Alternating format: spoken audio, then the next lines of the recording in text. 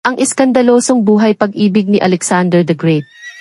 Si Alexander the Great, kilala bilang isa sa pinakamahuhusay na mananakop sa kasaysayan, ay may buhay pag-ibig na kasing makulay ng kanyang mga pananakop. Ipinanganak sa Macedonia noong 356 BC. Hindi lamang siya naging bantog sa kanyang mga tagumpay sa labanan. Sa likod ng kanyang kagalingan sa digmaan, may mga lihim na kwento ng pag-ibig na nagdulot ng intriga at kontrobersya sa kanyang buhay. Mula sa murang edad, lumaki si Alexander kasama ang kanyang matalik na kaibigan, si Hephaestion.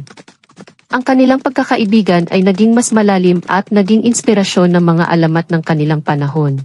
Maraming mga saksi ang nagsasabi na ang kanilang relasyon ay higit pa sa pagkakaibigan at ito ay nagdulot ng intriga sa loob ng hukbo at korte ni Alexander. Habang pinalalawak ni Alexander ang kanyang imperyo, nakilala niya si Roxana, isang prinsesa mula sa Bactria, na may kagandahan na inihahalin tulad kay Helen ng Troy.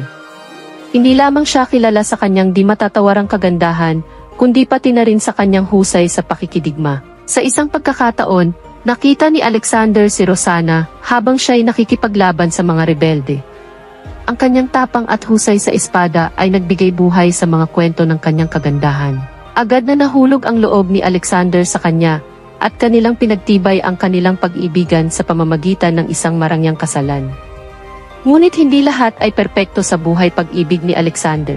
Bago pa man niya makilala si Roxana, nagkaroon siya ng ugnayan kay Barcine, isang Persian na biyuda ng isang kilalang general.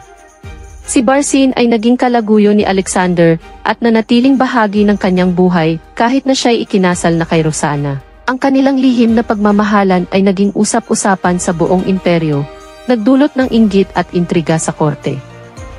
Dagdag pa rito, mayroon ding isang batang eunuch na nagngangalang Bagoas. Ang kanilang ugnayan ay naging isa sa mga pinakakontrobersyal na bahagi ng buhay ni Alexander. Sa kabila ng pagtutol ng marami, si Alexander ay nanatiling tapat kay Bagoas, at ang kanilang pagmamahalan ay nagbigay ng kakaibang kulay sa kanyang buhay. Sa kabila ng mga eskandalosong relasyon, si Alexander ay hindi kailanman nagkulang sa kanyang tungkulin bilang isang pinuno. Sa labanan sa Granicus River, ipinakita niya ang kanyang husay sa estratehiya at tapang sa harap ng mga Persian. Ang kanyang tagumpay sa Gaugamela ay nagpatunay na siya ay hindi lamang isang dakilang mandirigma, kundi isang henyo sa larangan ng digmaan. Habang lumalawak ang kanyang imperyo, laging nasa tabi niya si Roxana. Magkasama silang lumaban sa mga digmaan, magkasama nilang hinarap ang bawat pagsubok. Si Roxana ay naging hindi lamang isang asawa, kundi isang kaagapay sa bawat tagumpay at pagkatalo ni Alexander. Sa kabila ng kanyang maagang pagpanaw noong 323 BC sa edad na 32, ang kanyang mga alaala, pati na rin ang kanyang mga eskandalosong buhay pag-ibig, ay nanatiling buhay sa mga kwento at alamat.